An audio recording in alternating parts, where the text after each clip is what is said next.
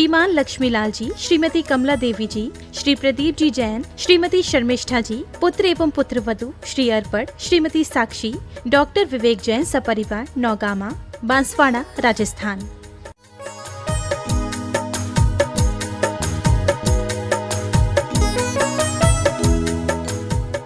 नमः सिद्धेभ्यः।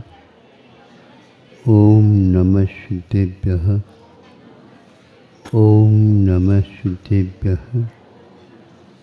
अहिंसा परमो धर्म की। आचार्य गुरुवर श्री ज्ञान सागर मुनि महाराज की।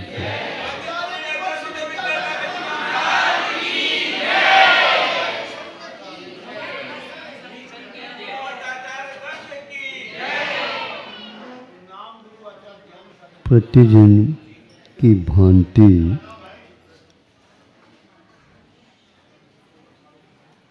भ्रमर प्रतिदिन की भांति आज भी अपनी यात्रा प्रारंभ करता है।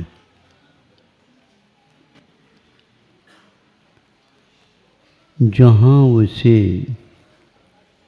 सुगंधी मिल जाती है उसी ओर वह आगे बढ़ता जाता है। बढ़ता बढ़ता गया, एक बहुत बड़ा तालाब जैसा था।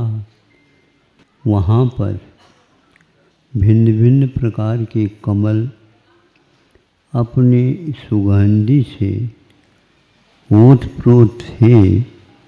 पूरा तालाब ही सुगंधित हो गया था। सोचा यहाँ पर शाम तक भी रहूं तो पेट नहीं भरेगा, लेकिन मन तृप्ति अवश्य होगी।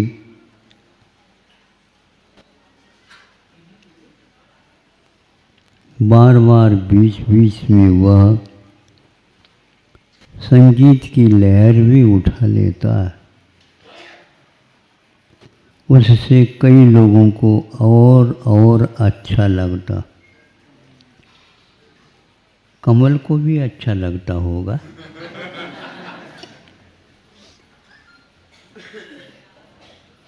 तो वह इतना मग्न हो गया, इतना मग्न हो गया, जहाँ विघ्न नहीं होते हैं वहाँ पर मग्न बहुत जल्दी हो जाता है। कौन? मन है।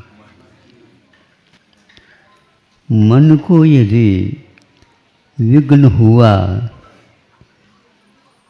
घर पूरा भरा हुआ भी क्यों न हो, अच्छा नहीं लगता। वह बहुत ही उत्साह के साथ उस रस को पीने में लग गया। ऐसा लगन लग गई उसकी, अब तो संसार में कुछ रहा ही नहीं उसके लिए। सूर्य नारायण भी इधर उत्पन्न हो करके और इस ओर आ गए, ये भी उसे भान नहीं रहा।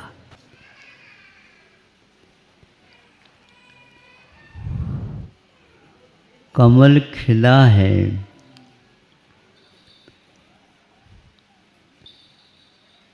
कमल भरपूर है सुगंधि से, इसमें कोई संदेह नहीं। किंतु वह भ्रमर भ्रमित हो जाता है, तो फिर उसको उपदेश कोई भी देने वाला नहीं। ऐसा ही हुआ, वह भ्रमित हो गया। कितना सुगंधी मुझे लेना है, ये कब तक मैं लेता रहूँगा, इसको वह भूल गया आज। यदि वह प्रतिदिन की भांति नहीं भूलता तो स्वतंत्र विचरण करता हुआ पुनः अपने घर लौट आता है। लेकिन इसी को घर बना लो, जहाँ गए वहीं पर घर बन गया तो फिर बेघर होने में देर नहीं लगेगा।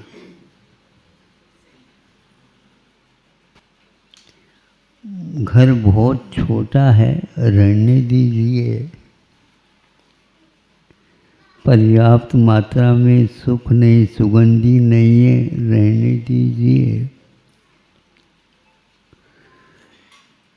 थोड़े बहुत प्रवास करके आप शरीर को थोड़ा सा श्रम कर लीजिए। फिर एक बार थक गया तो अवश्य आपको नींद आ जाएगी और नींद में मन भी आपको कुछ कहेगा नहीं। मन इसीलिए आपका साथ देता है, जब चाहे आप उस समय सोना चाहो।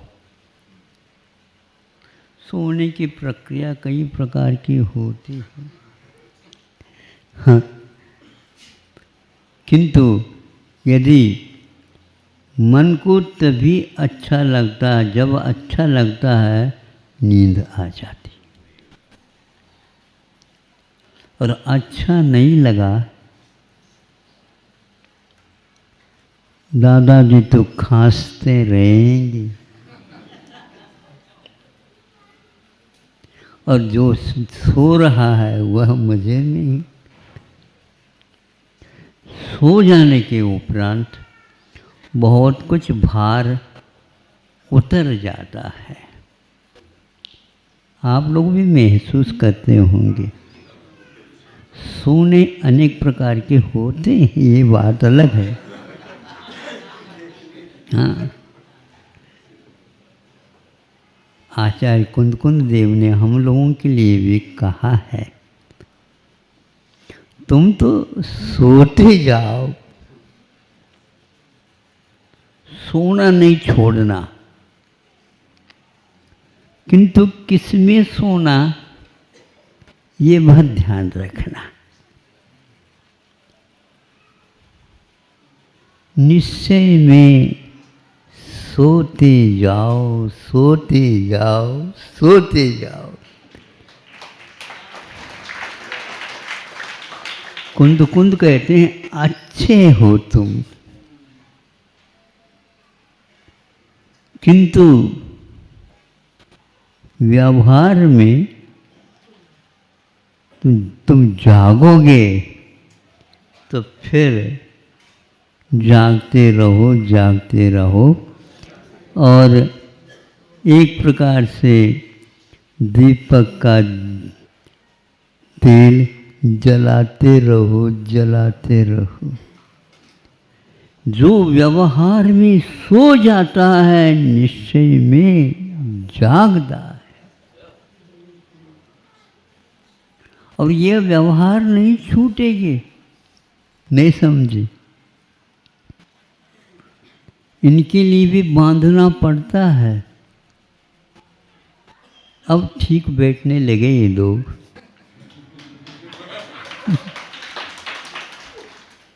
क्योंकि हम देना चाहते हैं समय, हाँ हुल्ला करोगे तो उसका कोई रस आएगा नहीं। इसलिए आप लोग भी चाहें, आनंद का अनुभव लेना चाहें, व्यवहार में सो जाओ और निश्चय में जाग जाओ। वह ऐसा नहीं कर पाया भ्रमर, और शाम के समय पर भी वह उसी में लीन रहा।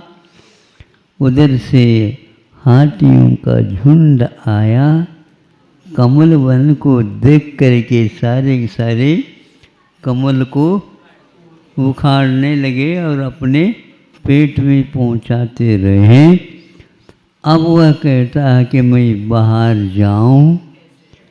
अब बाहर कैसे जाओगे? तुमको किसने कहा था कि यहीं पर रखो?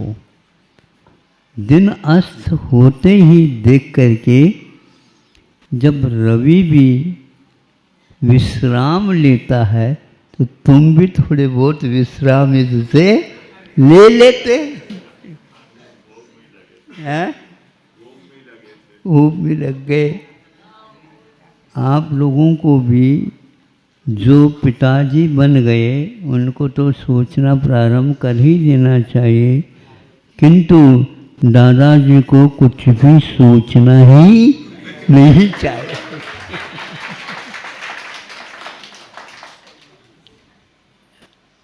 तब अपने आप ही पिता भी ठीक काम करेंगे। दादाजी को भी अच्छा लगेगा, बेटा अच्छा काम कर रहा है और नाती का अब काम बढ़िया हो जाएगा। सबसे ज़्यादा दादाजी को नाती जी की फिक्र रहती है। रहती है कि नहीं? सही बताओ। है? सही है। फिर पिताजी को हमारे पास भेज दो।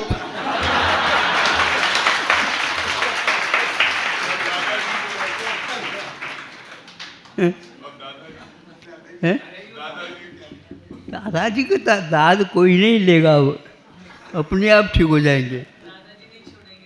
हाँ, इसीलिए आप लोग सब समझ गए हैं, ऐसी बात नहीं है। हाँ, इसीलिए वह भ्रमित हुआ। आप इस प्रकार इसमें भ्रमित नहीं होना, क्योंकि जब तक इंद्रियों की संपदा है तब तक ये सब कुछ दिख रहा है, और जब इंद्रियों की संपदा समाप्त हो जाएगी वार्धक्य केवलम श्रम है। बुढ़ापे में तो केवल श्रम, थकावट और कुछ भी अच्छा नहीं लगना।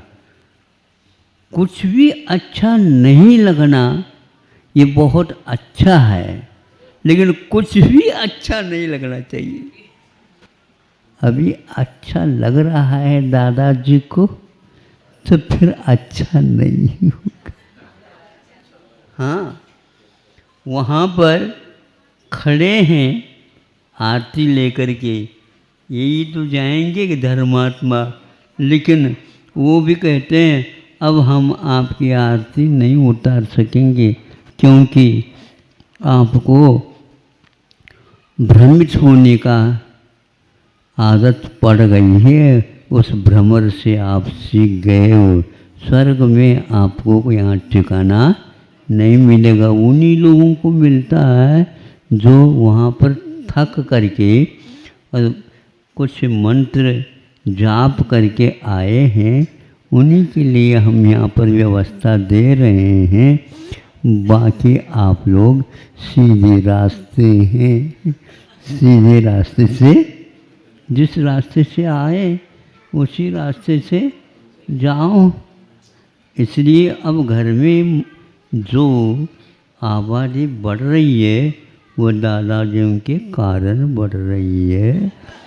हाँ, इसलिए उनको अब घर के सदस्य के रूप में न मान करके मेहमान के रूप में मानो। इन्हीं के कारण हम लोगों का सब कुछ अच्छा हुआ है। अच्छा है ना? बहुत अच्छा, बहुत अच्छा है। इसको याद रखोगे आगे बहुत अच्छा लगेगा, और इसको याद नहीं रखोगे कोई पूछने वाला नहीं रहेगा। दादाजी को बहुत कम लोग पूछते, नहीं समझे। कारण क्या है आप ही लोग जानो, लेकिन है ऐसा ही। और इनके पास है ही क्या, वो नहीं समझे, इनके पास है ही क्या। तो अभी तो मैं ये कथा नहीं सुनाऊंगा, बहुत कुछ अच्छा है, यही ठीक है। ज़्यादा अच्छा होना ठीक नहीं है। हाँ बिल्कुल, ज़्यादा मीठा बोलना, लोगों ने से सुना था हमने, ज़्यादा मीठा बोलना अच्छा नहीं है, क्योंकि वह एक प्रकार से अनेक प्रकार के अर्थ को देने वाला होता है। ज़्यादा कुछ भी नहीं, अच्छा लगा नहीं, संसार बड़ा ही बड़ा है, बड़ा ही बड़ा है। संसार को आप बढ़ाना चाहते हो? हाँ महाराज, आशीर्वाद देव, घर अच्छा बड़ा बना रहे, यही चाहते हैं। आप तो जाने की तैयारी में हो, और घर कैसा अच्छा बनेगा? घर साथ लेकर के जाना हो तो ले आ जाओ। बोलो, अच्छा लग रहा है घर? बेघर होना यही अच्छा है। कहीं एक स्थान पर बारात पड़ा था, बेघर जो होता है उसको कोई कुछ भी तंग नहीं करता। अच्छा भाग्य फूल गया, मुझे कोई भी तंग इसीलिए आप लोग तंगी आ जाते हो, ठीक नहीं लगता मुझे। इसलिए वही अच्छा है, बेघर होना। बेघर होने का अर्थ क्या है? बेघर होने का अर्थ क्या है? स्मशान की ओर यात्रा करना। और स्मशान बहुत अच्छा लगता है, वहाँ पर कोई भी रुकना नहीं चाहता। आप रुकना चाहें तो वहाँ पर जा कर के रहो, आपको कोई भी भगाएगा नहीं। आपके दोस्त होंगे जो यहाँ से निकल कर के गए बेघर वाले, वो सब मिलेंगे आपसे। आराम के साथ रहो। अभी तो घर वाले भी बेघर वालों के पास आ रहे हैं। अहिंसा परमो धर्म। एक व्यक्ति है जो ज्वर से ग्रसित है। वह ज्वर कौन से हैं यह ज्ञात नहीं, किंतु नापा भी नहीं गया, इसलिए ये भी ज्ञात नहीं वह किस प्रकृति को लेकर के ज्वर आया है, यह भी ज्ञात नहीं। कितने दिनों से आ रहा है उस रोगी को तो ज्ञात नहीं। बेहोश अवस्था हो जाती उसकी। इस प्रकार यह उसको कई दिनों तक चला। परिवार घबरा रहा है, इसका आखिर प्रतिकार क्या है?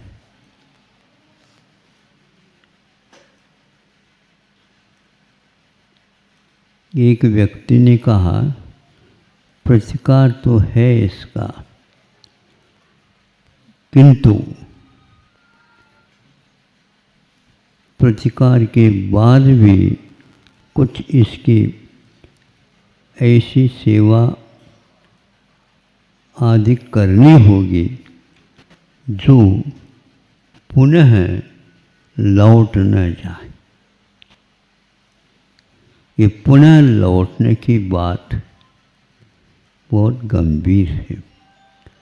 एक बार जीवन मिला, जो कुछ भी दुख मिलता है, कष्ट होता है, होने दो, एक बार ही तो होना है, दोबारा तो नहीं होना।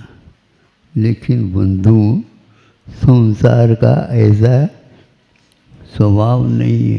ये कितनी बार लौट करके आया है बुखार,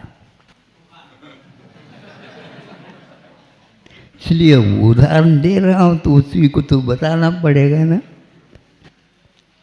कितनी बार आया, सुबह भी आता, रुक जाता है, शाम को और आता है,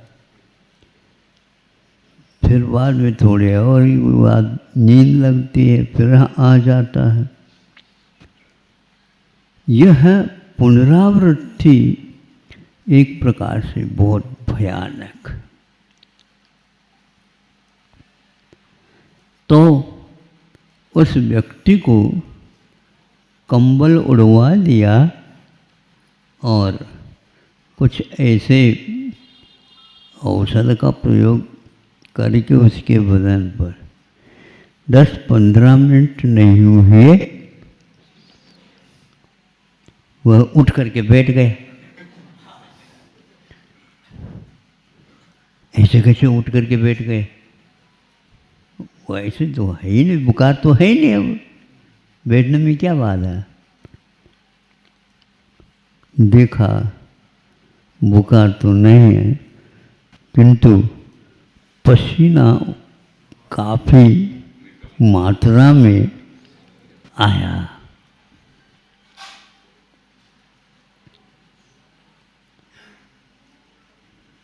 शरीर के पास या इस आत्मा के पास दो प्रकार की प्रकृतियां रहती हैं।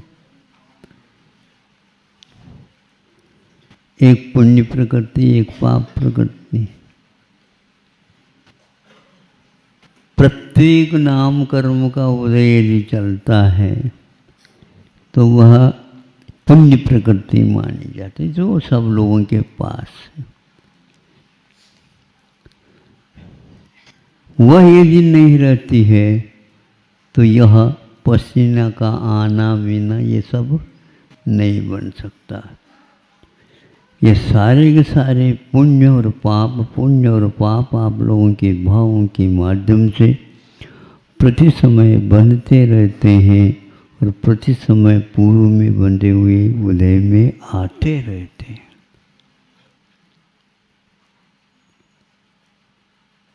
इस व्यवस्था से जो अवगत होता है वह सोचता है कि इसमें कौन सा ऐसा रास्ता है जिससे कि हम इन प्रकृतियों से बच सके। आचार्यों ने हम लोगों के ऊपर यही एक बहुत बड़ा उपकार किया है।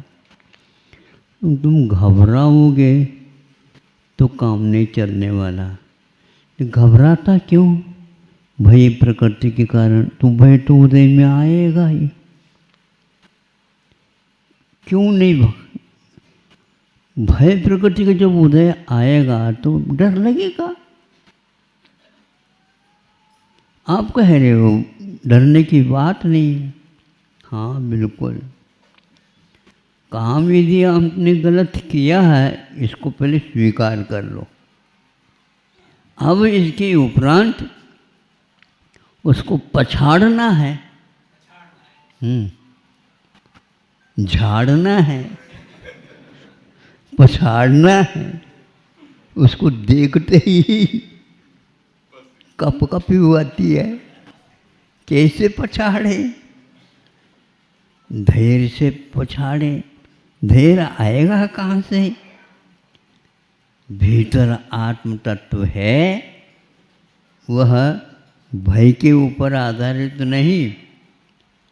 ऐसे भय करते हुए बैठेंगे तो यहाँ पर चलने वाला नहीं है।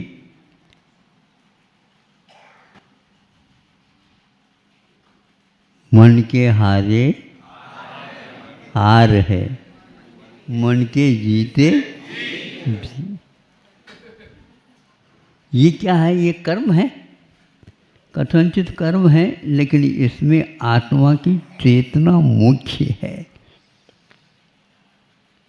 क्योंकि गलती करने के कारण कर्म बंधे हैं, लेकिन भोगते समय उसके हम अधीन हो, ये कोई नियम नहीं। हाथी उन्मत्त है, लेकिन बचने की कला हमारे पास है। और उसका इतना बड़ा बोझिल शरीर है, वो घूम नहीं सकता, हमें पकड़ नहीं सकता, लेकिन एक आध बार चिंगारता है तो आप लोगों को अब तो गया। संतों ने ये कहा, ललकारा, नहीं, गलती तो हुई है पक्का, लेकिन इस गलती से यदि ऊपर उठना चाहते तो कंबल ओढ़ लो, कंबल ओढ़ लो, आधा घंटा बाहरी हवा न जाए, फिर देख लो कैसा बिल्कुल एकदम हल्का शरीर हो जाएगा। और हमेशा हमेशा के लिए याद रखेंगे हम उस कंबल को, बल कम भी क्यों ना हो, किंतु कंबल का सहारा ले लिया तो वह पसीना ला करके रख देगा। आगे याद रखेंगे।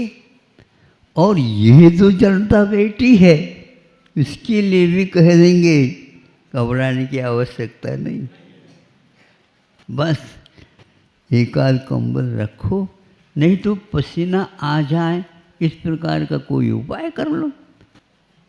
कई प्रकार के उपाय हो सकते हैं, लेकिन पसीना आना चाहिए। एक बार ये कला सीख ली, जैसे डॉक्टर वैद्य लोग आपको घबराओ नहीं, घबराओ नहीं, घबराओ नहीं, नहीं तो घबराता तो हूँ नहीं, लेकिन आप बिल कितने मांगेंगे?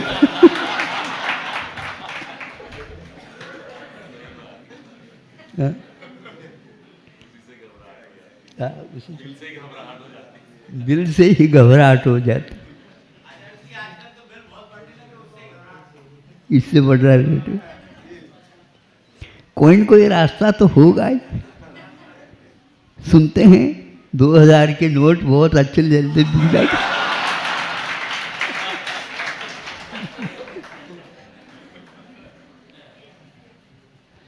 आप लोगों ने रखा क्यों? है? आप लोगों ने रखा है क्यों? इसलिए न महाराज, कम स्थान में उसको रखा जा सकता है, इसलिए रखा।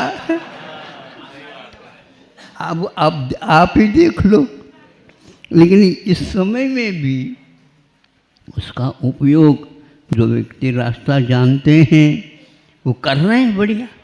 हाँ, क्यों भैया थोड़े से खपत है क्या? हाँ, जितना चाहो उतना भेज दो।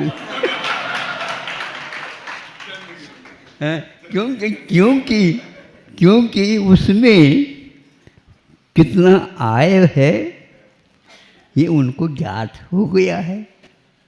और इतना तो छूट सरकार स्वयं भी करती है, तभी तो वह वापस आने वाला है।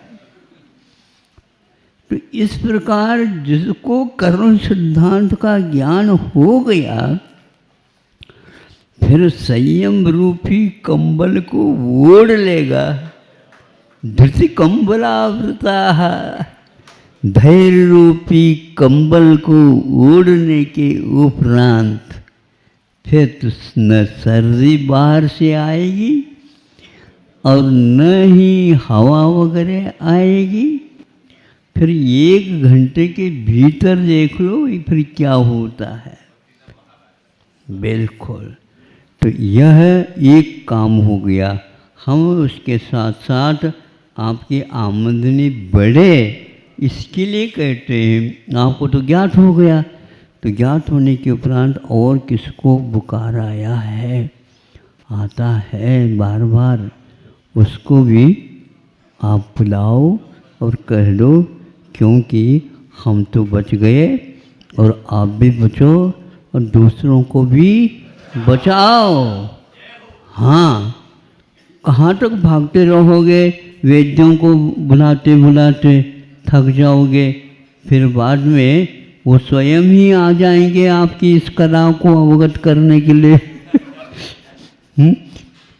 परस्पर उपग्रहो जीवन। आप लोग धर्म की प्रभावना करने के लिए जहाँ कहीं भी स्थान मिला वहाँ पर इसको चित्राम कर दिया। तो देखो, परस्पर उपग्रहो जीवानम, इसमें क्या कहा?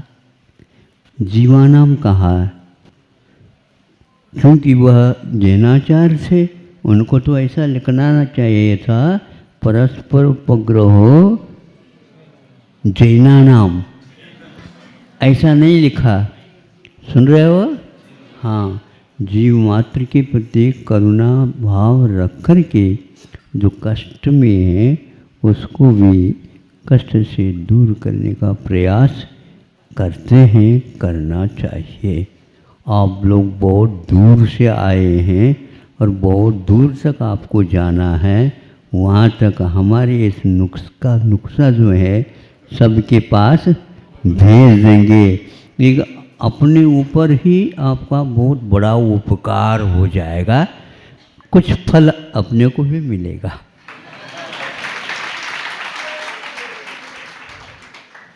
तो उस जब वह दवाई है अपने पास, उसका उपयोग तो करना ही चाहिए, करना चाहिए ना।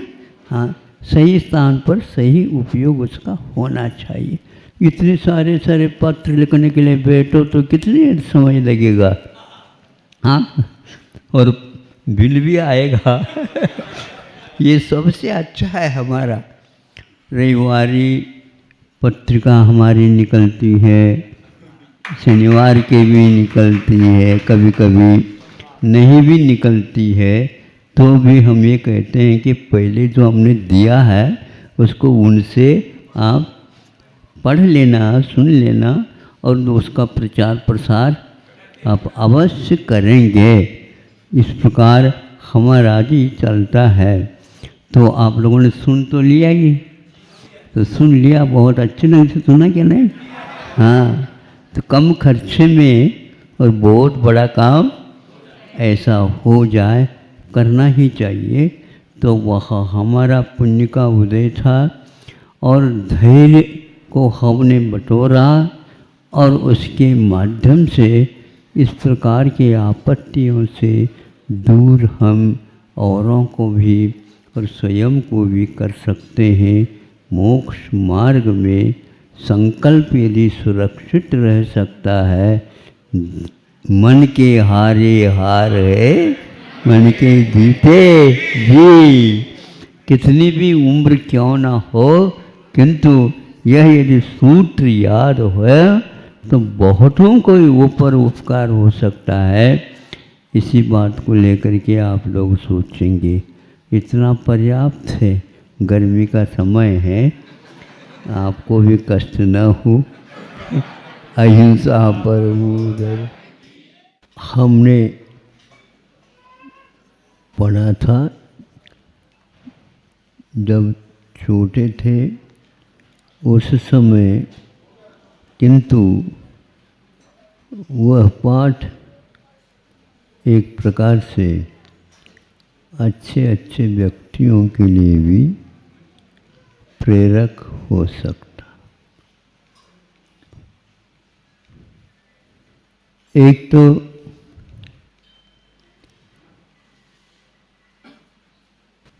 कछुआ जिसको बोलते और खरगोश जिसको बोलते। खरगोश की गति तेज होती है, कछुए की गति तेज नहीं होती,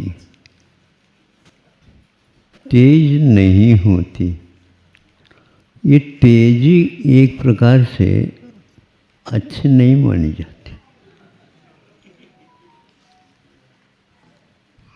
ये बहुत तेज बोलते हैं, ये बहुत तेज चलते हैं आदि आदि, लेकिन फिर बाद में सो जाते हैं।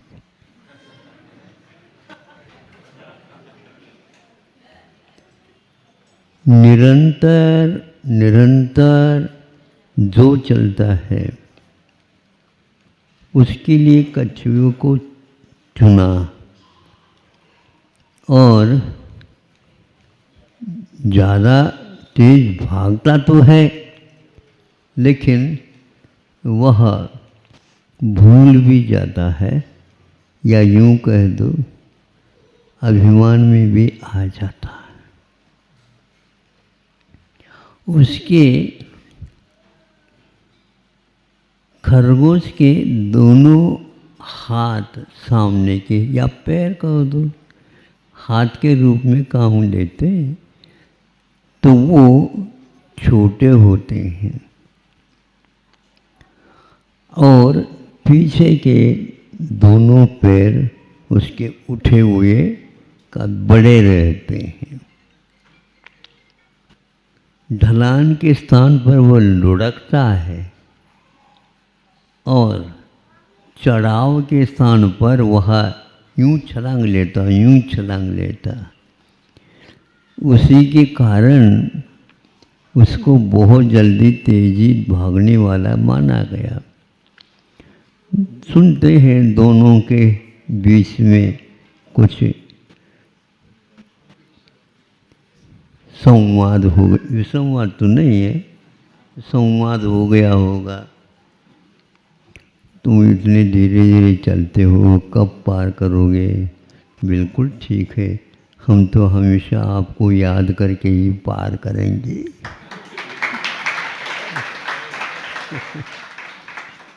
हम तो हमेशा आपको याद करेंगे और अपना काम करेंगे।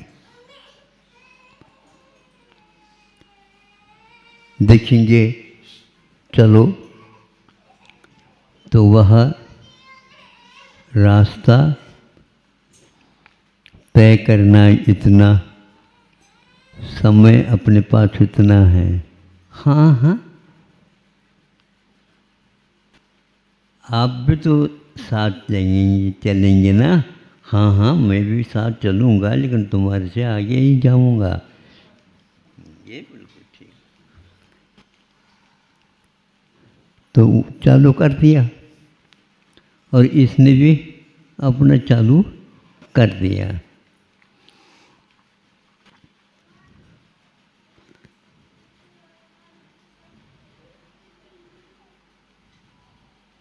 चालू कर दिया, लेकिन कछुए को बहुत धैर्य था, आत्मविश्वास था और वह अपनी चाल से चलता गया, और यह बार बार तेजी से चल करके बैठता भी रहा, विश्राम लेता भी रहा।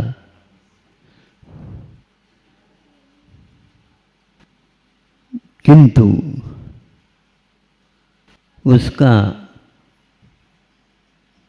केवल मान था या मान लिया था, दोनों आसपास रहते हैं शब्द, किंतु मान था, मान लिया गया था। मान लिया चूंकि वह भावुकता में, अज्ञान के कारण, कषाय के कारण, और उसका रूप दिखाना प्रदर्शन के लिए कारण बना। अंततो गत्वा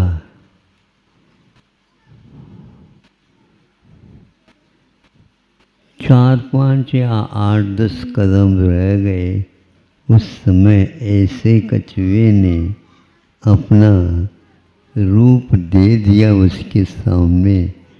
और क्यों आप मेरे साथ देते रहे, इसलिए मैं आपके सामने आकर के खड़ा हो गया हूँ। कैसे कह रहे हो? तो आपने मान लिया था इस कछुए के छूना तो है ही नहीं, और चूंकि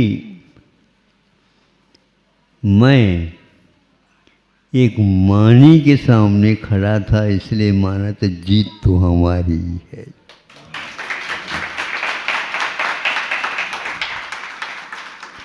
मानी व्यक्ति के साथ कभी भी आप हार जीत की बात मत करो।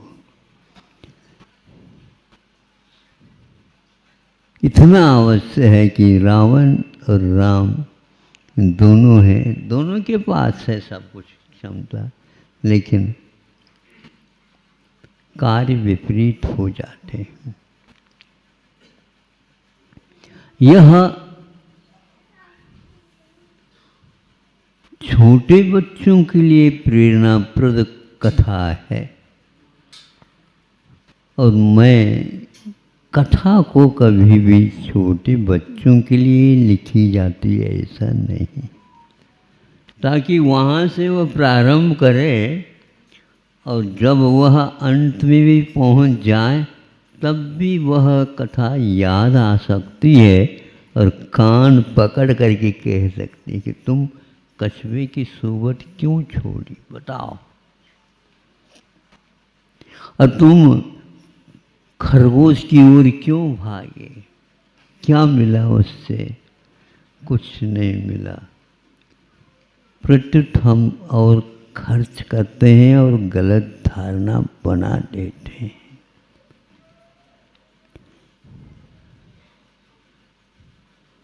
मुझे कुछ नहीं होता, यह गलत धारणा, ऐसी धारणा बनाना नहीं चाहिए। कार्य होते हैं, करने से होते हैं। हाँ, बिना ठाने नहीं होते, ये बिल्कुल ठीक है, लेकिन गलत ठान लिया तो वह कार्य हुआ लेकिन उल्टा हो। उल्टा होता है तो मिथ्या तो होता है, सुलटा होता है सही होता है तो सम्यक तो होता है। और बीच बीच में मान को याद करना, मान को याद करने की अपेक्षा से मानी को याद करना हमेशा हमेशा उनका अवपतन ही हुआ है। इसलिए हमें मानना है जिनवानी को, किंतु उसको जीवन की उन्नति का कारण मानना है।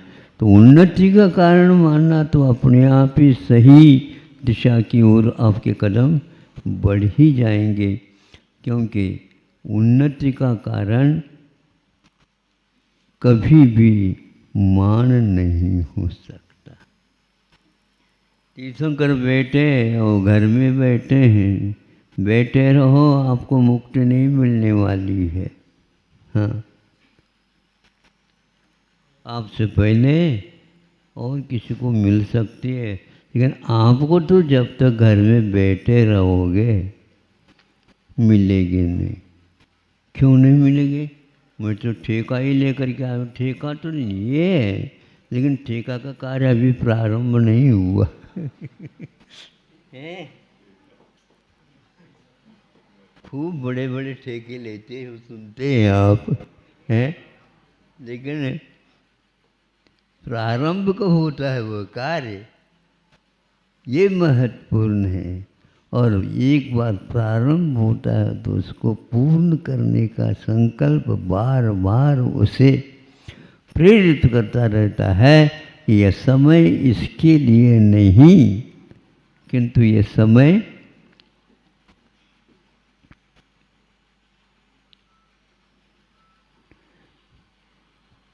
ड्राइवर है या क्लीनर है वगैरह, ये जब कभी भी स्टेशन या रोड पर गाड़ी खड़े करते हैं और बैठ करके पीना नहीं, कुछ नहीं, खड़े हो करके ही, नहीं समझे, इधर उधर देखते हुए सुर्खी लेते रहते, बैठते नहीं। हाँ, मतलब बैठना अनिवार्य नहीं, थोड़ा सा विश्राम लेना ठीक है, आवश्यक। लेकिन वह विश्राम में भी यही देखते रहते हैं कि हाँ चलना है। इस प्रकार हमें उस कछुए से बहुत बड़ा लाभ, सीख मिल जाती है।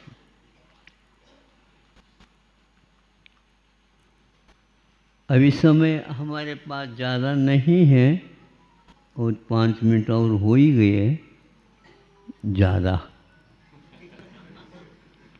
देख लेंगे कल यदि हो जाए तो 5 की कटौती कर लेंगे। आप लोग नहीं करते कभी? कटौती करने से हानि होती है ऐसा तो मैं मानने नहीं दूंगा, क्योंकि देखो कछुआ जो है बिल्कुल, और खरगोश रह गया। इसी प्रकार चाहे वह दादाजी हो, चाहे पिताजी हो, चाहे नाती हो, इन सब को अपने अपने कार्य क्षेत्र में, अपने जीवन में जो कार्य दिया गया है या लिया गया है या मिल गया है, उसको बहुत ही लगनता के साथ, बहुत ही रुचि के साथ, बहुत ही निर्दोषता के साथ उसको करना, और करते हुए जो इसमें पारंगत हुए हैं उनको स्मरण में लाते रहना, ये बहुत महत्वपूर्ण है। हम जो भगवान वगैरह बन गए उनको स्मरण में इसलिए लाते हैं कि उन जैसे पद को मैं प्राप्त कर सकूं। अहिंसा परमो। जंगल में सभी प्रकार के पशु पक्षी आदि उपलब्ध होते हैं, कुछ शाकाहारी और कुछ मांसाहारी होते हैं। मांसाहारी जो होते हैं वे प्राय करके इसी तलाश में रहते कि उन्हें योग्य राशन मिले। ऐसा ही जंगल का एक स्थान, जहाँ से एक तरफ से दूसरी तरफ जंगल में जो बियावान है जाना था, थोड़ी सी जो चाल अपनी बढ़ा करके उसी बीच में उसको देख करके दूसरे पशु ने, हिंस्र पशु, तो आज तो ये बहुत ही अच्छा हो गया, स्वयं ही वह हमारी ओर आ रहा है। और वह सिंह जो कि जानवर होते हुए भी तिर्यंचों का, वन का वह राजा माना जाता।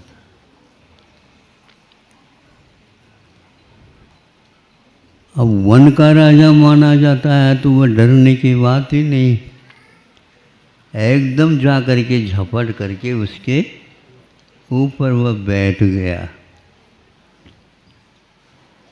यह जब छलांग लेकर के आ ही रहा था, उसी समय यह आज वनराज के साथ है। वन में रह करके भी वनराज को पछाड़ना सीखना हो तो सीख सकते हो।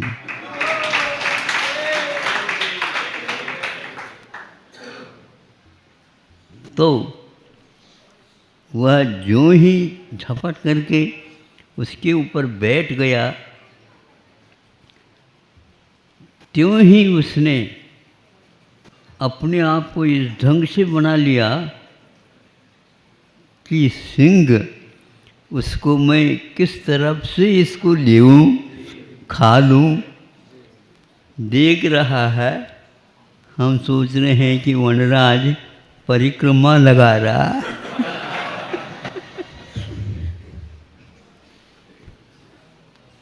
सब कुछ उसने किया, दांव पेच, वह हिला ही नहीं। उस सिंह ने अपने साथी को भी संकेत दिया होगा कुछ आवाज के साथ, वह भी आ गया और उसने भी उसमें हिस्सा लेकर के एक के दो हो गए, किंतु हिला नहीं पा रहे हैं दोनों मिलकर के। हमारे भगवान जो कछुए के भी चिन्ह हैं, मुनि सुब्रतनाथ भगवान,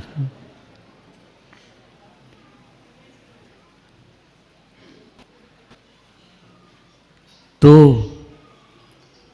सब कुछ करके थक गए,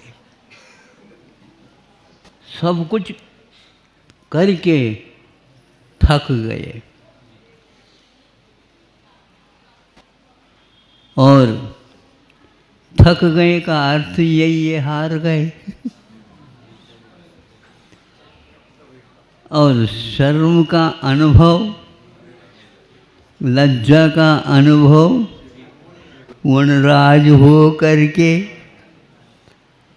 और उस कछुए के सामने अनुभव कर रहा है। ऐसे ऐसे व्यक्तित्वों को हमारे सामने ला करके रखा है और उनकी क्षमता का हम यदि उनकी क्षमता की तुलना करते हैं वनराज के साथ, वनराज उसमें बहुत बोना हो जाता है। बोना समझते हो?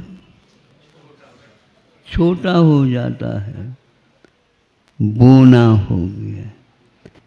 लेकिन बोना व्यक्ति भी समय पर कुछ न कुछ बोना बो सकता है और ऐसा ही उस कछुए ने कर दिया।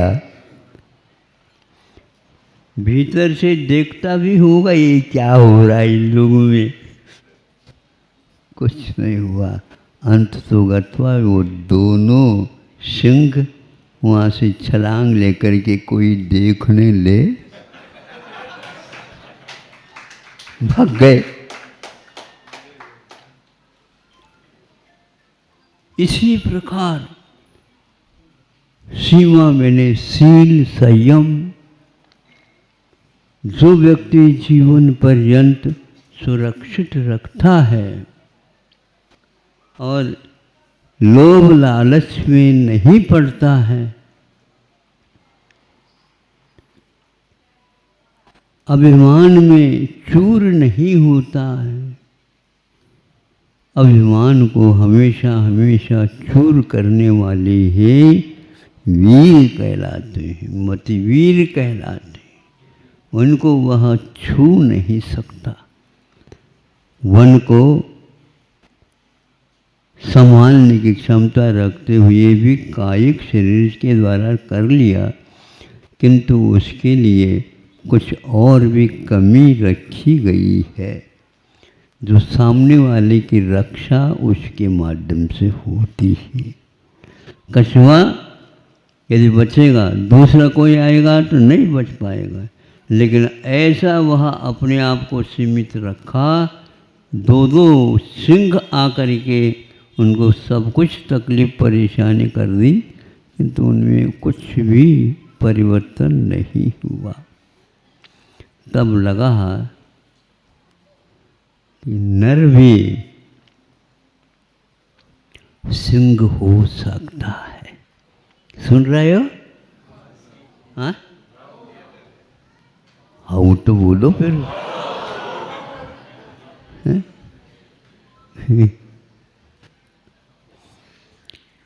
ऐसे लगता है कि आप लोग सब चुनाव की चपेट में हैं। हम हाओ कह दे कुछ गड़बड़ न हो जाए, सब लोग बजाएंगे फिर बाद में हम बजाएंगे, लेकिन नंबर जो जिनका बजाने का बाद में आया उसके लिए बाद में बुलाया जाएगा। फिर उस समय क्या करोगे बताओ। लेकिन उस कछुए ने किसी के लिए भी बुलवा नहीं भेजा और सबके सामने सड़क के ऊपर यूं ही दो चले गए सिंह, त्यों ही एक मोटर गाड़ी आ गई। अब तुम भी आओ, तुम तो विदेशी हैं, तुम्हारा हार निश्चित है। वह ऊपर आकर के खड़ा हो गया, उसकी भार को भी उस कछुए ने सहन कर लिया और हिला भी नहीं डुला भी। अनुमान ही नहीं लगाया जा सकता है कि ऐसा भी संभव है। संभव इसी को बोलते हैं तो होने की संभावना रखता है। अवसर समय पर ये सब कुछ घटित हो जाते हैं। इन दो के माध्यम से हमने मतलब एक लेख पढ़ा था, उसी में ये दो शेर रखे गए और ये भी रखे गए। ये बहुत अच्छा है, हमारा 15 मिनट का काम हो जाएगा। 15 मिनट का ही काम नहीं कि आप इसको देख करके सोच सकते हैं कि हमारे पास कौन सी शक्ति विद्यमान है। शील, संयम, मर्यादाओं का पालन करने वाले के पास कितनी संपदा इकट्ठ हो जाती है, वह खाता खाता भी पूर्ण नहीं खा पाता और यहाँ से ऊपर जाएगा वहाँ पर भी और कुछ ही नहीं, पहले से ही सेवा चाकरी खड़ी है। वहाँ के बाद भी यहाँ पर पुनः आना है, बचा कुचा नहीं, बहुत है अभी अपार। और वह महा विभूतियाँ यहाँ पर मनुष्यों के बीच में रह करके इस प्रकार के अपने आत्मा के शक्ति वैभव को दूसरे के सामने दिखाते हुए अपने जीवन को व्यतीत करते हैं। ऐसे महापुरुषों को हम हमेशा हमेशा याद रखें और उनके माध्यम से हम प्रेरणा लें और उस प्रेरणा से उन्हीं जैसे बनने का हमें वह स्वप्न आ जाएगा। क्यों नहीं आएगा, हमारे पास भी एक क्षमता विद्यमान है। यह कछुए को याद है, नहीं तो बहुत जल्दी वह भग जाए, भगते ही उसको मार देंगे वो लोग।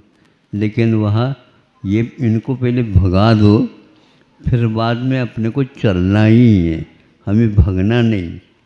हमारे पास ये कवच है और इसका काम बहुत और हैं। ऐसे उदाहरण इसी कछुए को लेकर के हम और दे सकते हैं, लेकिन आज तो इतना ही पर्याप्त। अहिंसा परमो धर्म। इस कार्यक्रम की पुण्याजक थे श्रीमान लक्ष्मीलाल जी, श्रीमती कमला देवी जी, श्री प्रदीप जी जैन, श्रीमती शर्मिष्ठा जी, पुत्र एवं पुत्रवधू श्री अर्पण, श्रीमती साक्षी, डॉक्टर विवेक जैन सपरिवार, नौगामा, बांसवाड़ा, राजस्थान।